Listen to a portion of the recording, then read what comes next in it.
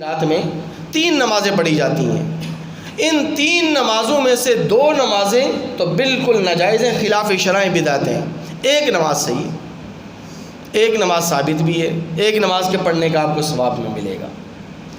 وہ کون سی 2 نمازیں ہیں کہ جو اس رات کے اندر پڑھنا ناجائز ہیں اور بدعت ہیں، اور وہ کون سی نماز ہے جو صحیح ہے؟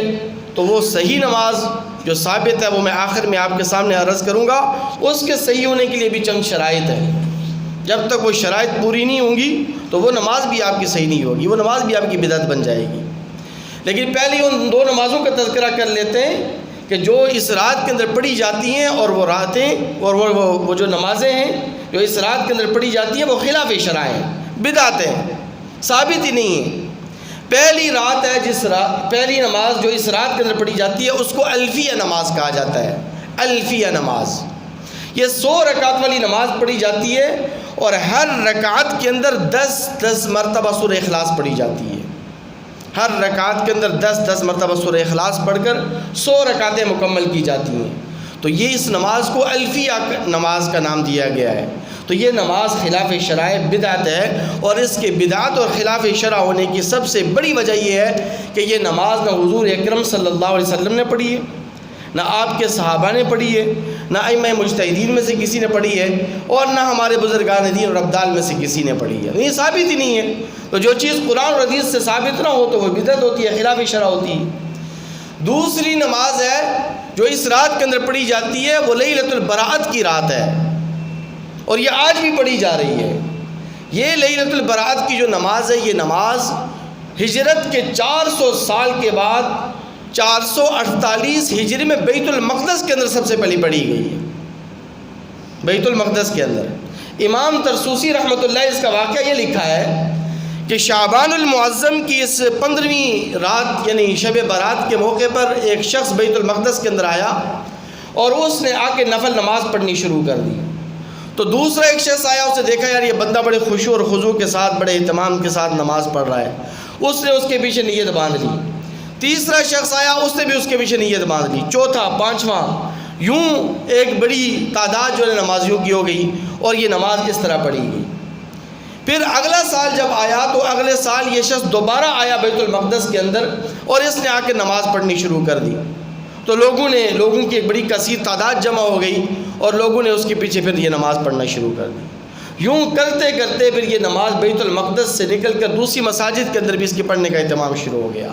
تو یہ نماز بھی بدعت ہے، یہ نماز بھی خلاف شرع ہے، کیونکہ یہ ایک نفل نماز ہے، اور نفل نماز کی جماعت میں شروع نہیں ہے. نہ آپ علیہ الصلوۃ والسلام نے یہ نماز باجماعت پڑھی ہے، نفل نماز، نہ صحابہ کرام نے پڑھی ہے، نہ ائمہ مجتہدین میں سے کسی نے پڑھی ہے، نہ ہمارے بزرگان دین اور اکابر میں سے کسی نے پڑھی ہے. اس لیے یہ نماز بھی بدعت ہے اور خلاف شرع ہے. تیسری نماز جو اس رات کے اندر پڑھی جاتی ہے اس نماز کو صلاۃ التسبیح کی نماز کہا جاتا ہے. یہ صلاۃ التسبیح کی نماز جائز ہے، سنت بھی ہے، مستحب بھی ہے، باعث اجر و ثواب بھی ہے، فضیلت بھی ہے اس کی. آپ علیہ الصلوۃ والسلام نے فرمایا کہ جو شخص صلاۃ التسبیح کی نماز پڑھتا ہے تو اللہ تبارک و تعالی اس کے اگلے پچھلے چھوٹے بڑے یعنی صغیرہ اور کبیرہ، سرن اور اعلانیہ جتنے بھی گناہ ہوتے ہیں سارے کے سارے گناہوں کو اللہ تبارک و تعالی معاف فرما دیتے ہیں. اور آپ علیہ الصلوۃ والسلام نے ترغیباً یہ بات ارشاد فرمائی، حکماً نہیں فرمائی، حکماً فرماتے پھر یہ واجب ہو جاتی ہے. ترغیباً فرمایا، ترغیباً آپ علیہ السلام نے فرمایا کہ اگر ہو سکے تو روزانہ اس نماز کو پڑھ لیا کرو. اگر روزانہ نہ پڑھ سکو تو ہفتے میں ایک دن اس کو پڑھ لیا کرو. اور ہفتے میں ایک دن جو کہا گیا اس کا جو سب سے فضیلت والا اور سب سے بہترین جو وقت بتلایا گیا وہ جمعۃ المبارک کے دن ہے، زوال کے بعد جمعے کی نماز کی ادائیگی سے پہلے اس نماز کے پڑھنے کا اہتمام کرو. اور اگر ہفتے میں بھی اس نماز کو نہ پڑھ سکو تو مہینے میں ایک دفعہ پڑھ لیا کرو. اگر مہینے میں بھی ایک مرتبہ نہ پڑھ سکو تو سال میں ایک مرتبہ پڑھ لیا کرو. اور اگر سال میں بھی نہ پڑھ سکو تو کم از کم زندگی میں ایک مرتبہ پڑھ لیا کرو، کیونکہ اس نماز کی فضیلت بہت زیادہ ہے.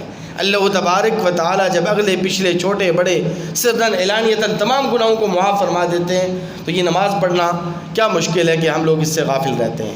اس لیے یہ صلاۃ التسبیح کی جو نماز عام طور پر شب برات لیلۃ القدر کی راتوں کے اندر، شب معراج میں یا دیگر جو عبادات والی راتیں ہیں ان راتوں کے اندر لوگ پڑھنے کا اہتمام کرتے ہیں کہ جو کہ صحیح ہے، درست ہے، پڑھنی چاہیے۔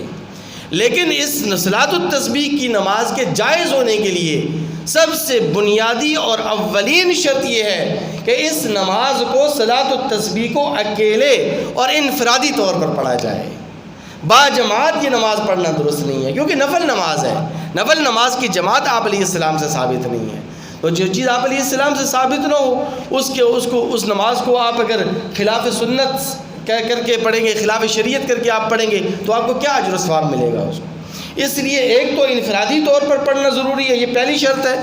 دوسری بات یہ کہ اس نماز کے پڑھنے کے لیے تداعی بھی نہ ہو، لوگوں کو بلایا بھی نہ جائے، لوگوں کو دعوت بھی نہ دی جائے، اعلانات بھی نہ کیے جائیں کہ آج کی رات اتنے بجے مسجد میں صلاۃ التسبیح کی نماز با جماعت پڑھی جا رہی ہے، آؤ اور آ کر اس نماز کے اندر شریک ہو جاؤ۔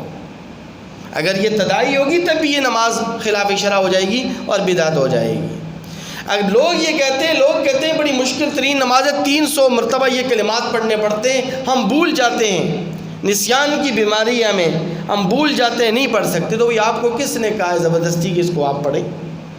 آپ فرض نماز کا اہتمام کیا کریں، واجبات کا بھی اہتمام کریں، اور دیگر جو نوافل ہیں ان کا بھی اہتمام کریں۔ ضروری تھوڑی، فرض تھوڑی ہے، واجب تھوڑی ہے کہ آپ بول رہے ہیں اور آپ کو زبردستی پڑھنی ہے۔